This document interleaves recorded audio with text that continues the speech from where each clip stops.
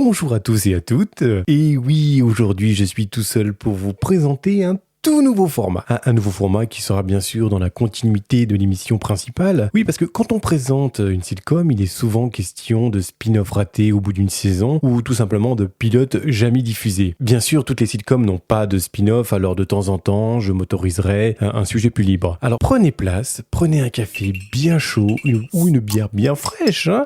Asseyez-vous confortablement et c'est parti.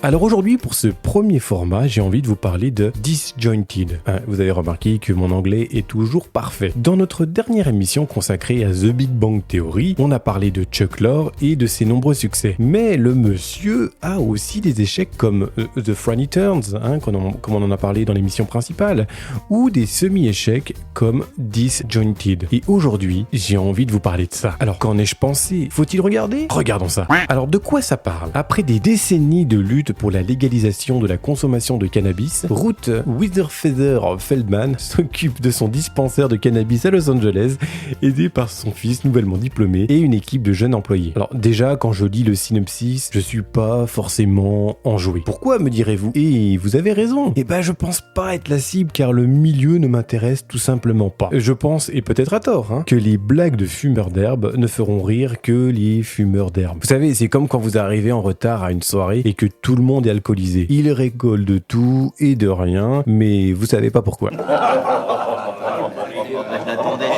Je l'attendais. Après, je vous dis ça, mais j'apprécie les films Cheech and Chong. Bon, bref, bienvenue dans le monde paradoxal de Ludo. Alors, je me rappelle la première fois que j'ai regardé Disjointed, la série venait à peine de sortir sur Netflix. Et je n'avais absolument rien compris à cette série. Et pire, je ne m'étais tout simplement pas attaché au personnage. Pour être honnête avec vous, je ne connaissais que Katie Bates. Je la connaissais surtout de Titanic ou de Midnight in Paris. Mais je suppose que les fans de Stephen King ou même les cinéphiles me diront qu'ils la connaissent de Misery, là où elle a gagné un Oscar. Alors, je ne connais pas toute la filmographie de cette immense actrice, mais j'apprécie la voir à l'écran. Je ne sais pas si les fans de mon oncle Charlie qui nous écoutent, mais moi, j'ai été très surpris de la voir dans ce rôle aussi particulier. Some kind of sick joke?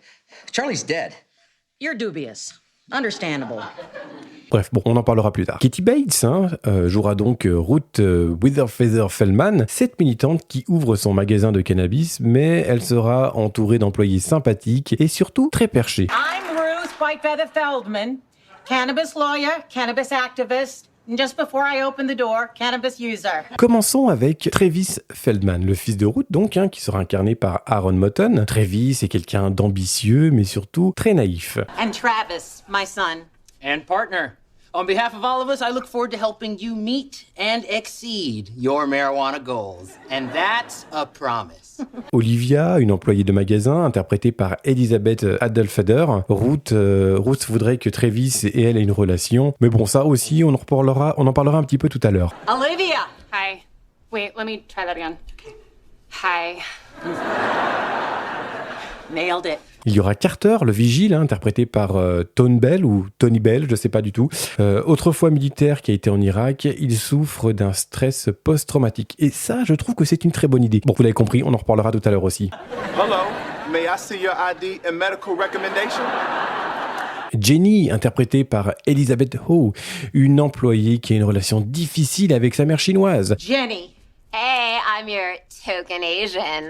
Il y aura Pete, interprété par Dougie Baldwin. C'est un producteur d'herbe hippie qui a grandi dans une communauté. I'm Pete, and I'm standing outside Ruth's Alternative Caring, Southern California's finest and friendliest marijuana dispensary. Come on inside, because if we sell this stuff outside, we go to prison. Et il y aura Duncan Debbie, interprété par Betsy Sodaro et Chris Redd, un couple de youtubeurs qui ont une chaîne dédiée à la fumette. And now, because you, the fans, have asked. And we, the people of whom you are fans of, responded. Et il y aura aussi des clients qui passeront au magasin, comme Maria Sherman, interprétée par Nicole Sullivan. Alors pour ma part, c'est un personnage assez énervant et qui prend de l'ampleur quand même au fin de la série. Hi, I'm Maria Sherman. If you're a stay-at-home mom like me, you're probably ready to burn that home down with your whole family in it. Et il y aura Taekwondo, interprété par Michael Trucco. Il travaille en fait dans le dojo d'à côté, hein, donc vous l'avez compris, de dojo de Taekwondo, et il est contre toute la drogue. Il fera tout pour fermer le magasin de Ruth. Alors j'adore vraiment ce personnage qui est à la fois con et beauf, mais qui a quand même une grosse sensibilité, une grosse profondeur. Il va avoir une amitié assez particulière avec Pete, et il sera amené même à l'appeler fils. Are you skipping class to do grass? Did you know it's whack to do crack? Are you a loser for being a drug user? The answer is yes. Alors, je ne connais pas forcément tout le casting à part Katie Bates, bien sûr. Je connais un peu Tone Bell parce qu'il il fait du stand-up, mais le reste est totalement inconnu pour moi. J'ai beau avoir vu la série à sa sortie, je n'ai aucun souvenir de ces acteurs et je n'ai encore aucun souvenir de les avoir vus dans une autre série. Je me rappelle juste du duo Dank et Debbie, parce que bon, ils avaient une très bonne complicité. Je pense qu'il y avait quand même pas mal d'impro, ils étaient vraiment très très drôles. Alors parlons du pilote. Alors le pilote, il va commencer avec la présentation des 5 personnages. Il y aura Ruth, Travis, Olivia, Jenny, Pete et Carter qui se filment pour une vidéo YouTube. Alors Pete ouvre les festivités en se présentant en mode selfie, puis suit Ruth en train de présenter un petit peu tout le monde. Carter est gêné devant la caméra et Olivia se prend un petit peu pour on va dire une actrice, elle veut refaire ses lignes, enfin bref. Alors la drôlerie de cette scène, c'est qu'après une mini coupure, ils lisent leurs premiers commentaires parce qu'ils ont posté la vidéo sur YouTube et le follower demande pourquoi Travis, le fils de Ruth, est black. Alors que Ruth est blanche de peau. Enfin je suppose que vous voyez qui est Katie Bates. Donc arrive le générique que je trouve très bon et très entraînant pour le coup. Je me suis amusé à le voir plusieurs fois tout au long de la série. Ils l'ont un petit peu modifié à certains moments, mais il est très très bon. Je suppose que c'est des images d'archives avec des gens qui s'amusent sous une musique un peu pop jazzy.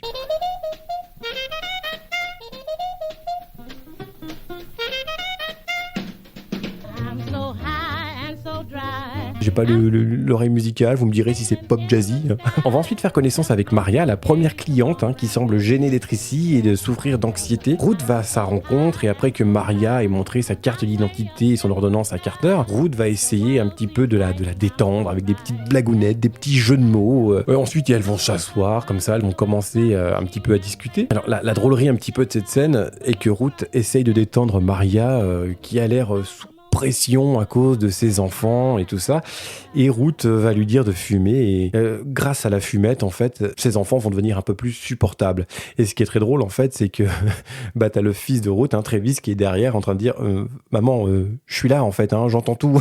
Puis vient une interlude. Alors ça, j'ai pas bien compris ce que c'était. C'est quelque chose de vert dans une grosse marmite. Je suppose que c'est un lien avec la série, enfin j'en sais rien en fait. Et puis si c'est juste filmer un légume vert, je sais pas ce que ça fout là, mais en plus de ça, c'est que ça donne même pas envie de manger ça. Pete et Jenny ont un dialogue de sourds, enfin de fumeurs, lorsque la mère de Jenny appelle. Alors elle se parle en mandarin et on apprend que Jenny fait croire à sa mère qu'elle est toujours en école de médecine. Une interlude de quelqu'un qui fait de la poterie.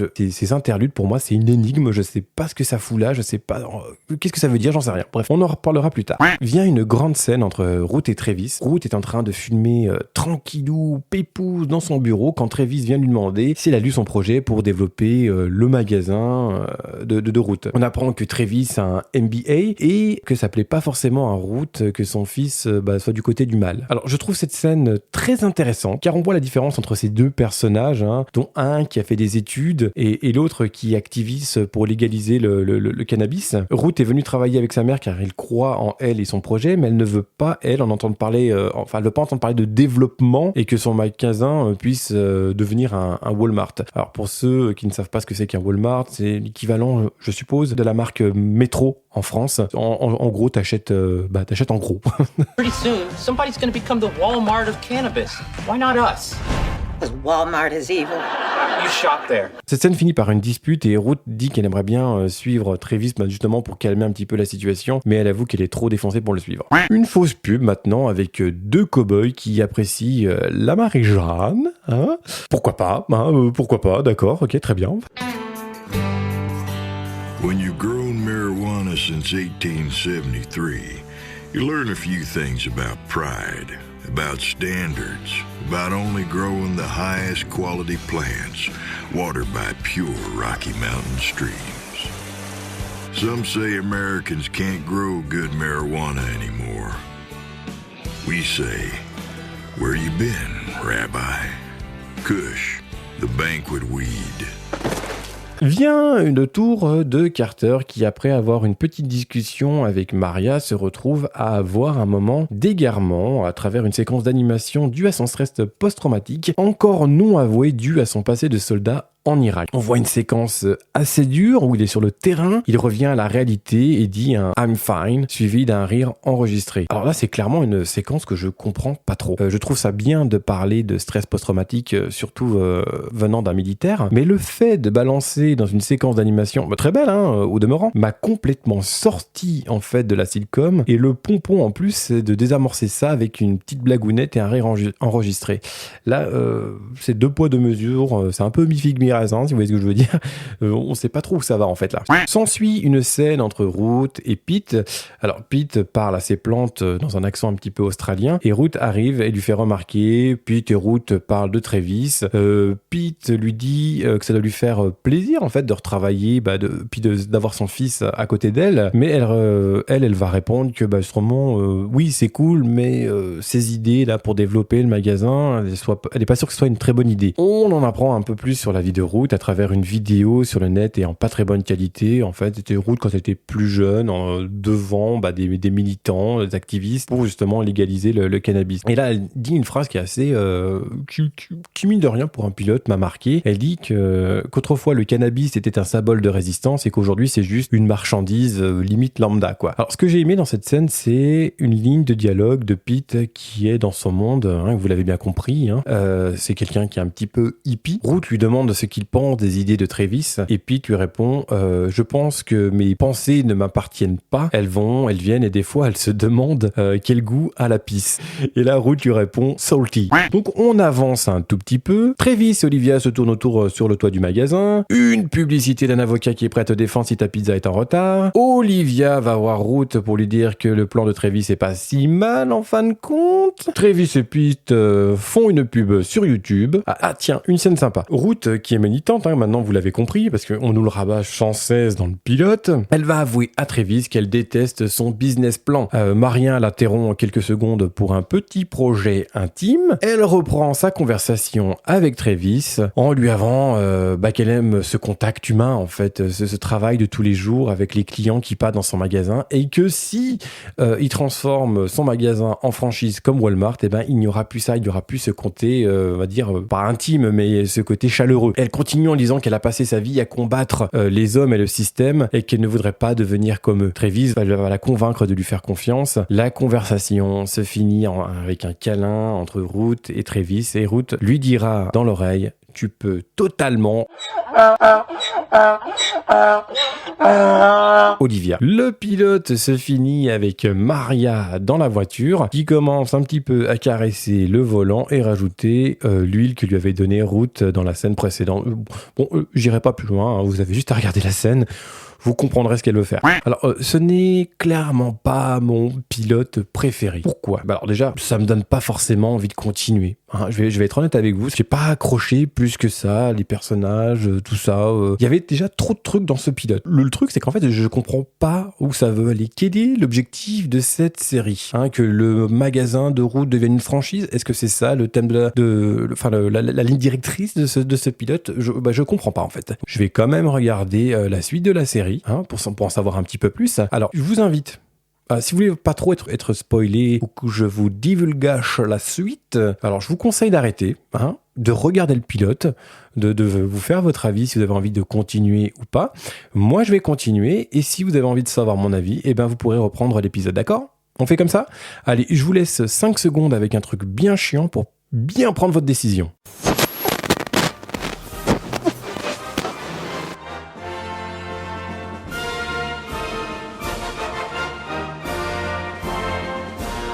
Hi, I'm Michael Sefi. I'm keeper of the... Bonjour, je suis Michael Sefi. Je suis le conservateur de la collection philatélique royale à Londres, la collection de timbres de Sa Majesté la Reine. Et je suis ici au Musée canadien des civilisations pour participer à l'installation d'une nouvelle exposition. Merci à ceux qui sont toujours avec moi. Alors, peut-être que vous avez déjà vu la série, peut-être que vous avez regardé le pilote, stoppé le podcast, regardé la fin de la série. Enfin, on se retrouve, c'est super cool. Allez, et continuons. Alors, pourquoi il faut regarder The Disjointed ? Alors, moi déjà, j'ai envie de dire l'ambiance. Déjà, il y a une petite prise de risque. J'aime ça. On est loin du café ou du pub ou du salon familial. Pour une fois, on a un autre décor et je trouve ça assez sympathique. Ça change. Rien que pour ça, ça me donne envie de regarder. Les personnages aussi.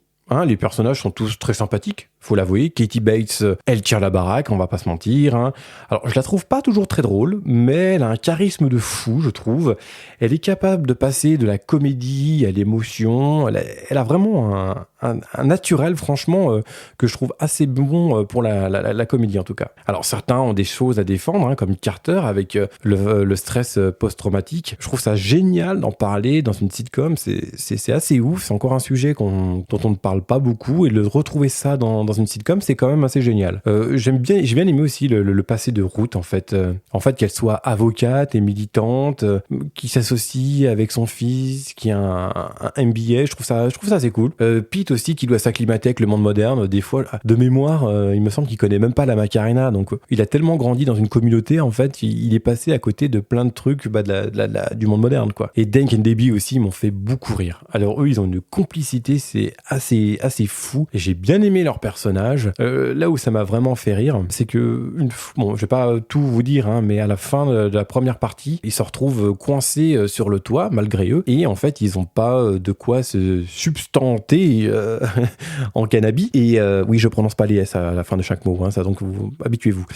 Donc ils ont plus de cannabis, et en fait le fait de pas avoir leur dose, ils vont devenir un couple, on va dire normal entre guillemets, parce qu'ils vont avoir des life goals, genre ah oui, donc je vais faire un nouveau tableau pour faire les courses, on va acheter un chien. Ils vont venir la famille typique américaine avec le labrador et les 2 enfants, quoi. Donc la nuance est très très drôle, je trouve. Les guests aussi. Oh, les guests. Mais ça, c'était génial. Alors ça, pour le coup, je crois que c'est mon petit coup de cœur de la série, c'est les guests. Parce que, alors là, je suis retourné en enfance sur pas mal de choses. Tout à l'heure, je vous parlais de Cheech and Chong, décidément, j'arrive pas à prononcer. Donc ils font une apparition dedans. Alors vous allez reconnaître l'un des deux, parce qu'il a un gros rôle dans la série That 70 Show, pour ceux qui regardaient. So do you like photos, man? Il y a Richard Kind aussi. Alors, son nom vous dit peut-être rien, mais si vous regardiez la sitcom Spin City, vous allez forcément le reconnaître. Il a un physique particulier, une face, n'importe. Le mec qui fait du franglais maintenant.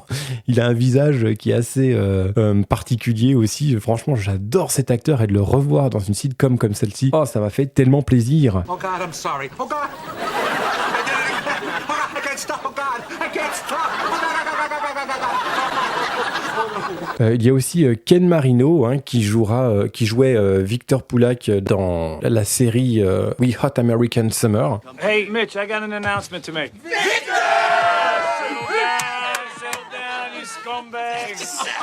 Et alors là, gros coup de cœur, parce que je me souvenais plus de cet acteur, et là ça m'a fait tellement plaisir de le revoir. Je me disais, mais je connais cette tête.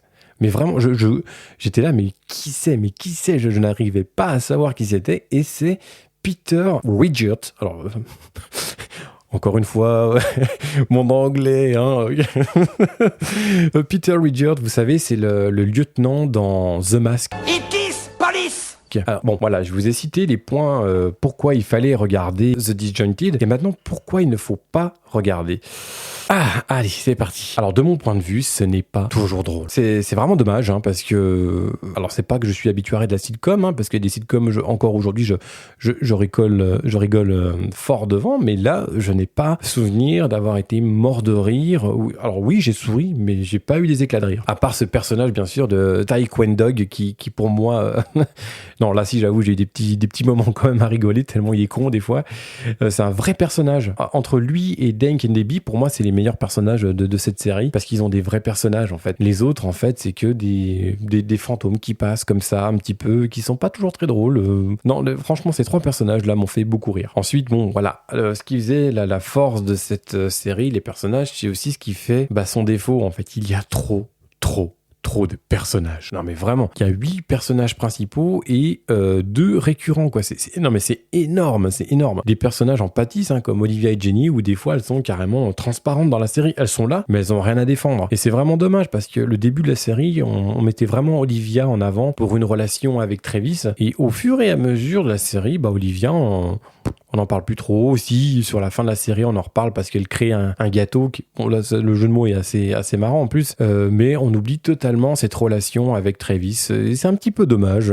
Parce que je pense qu'ils avaient une bonne alchimie en plus, les deux. Donc, bon, dommage.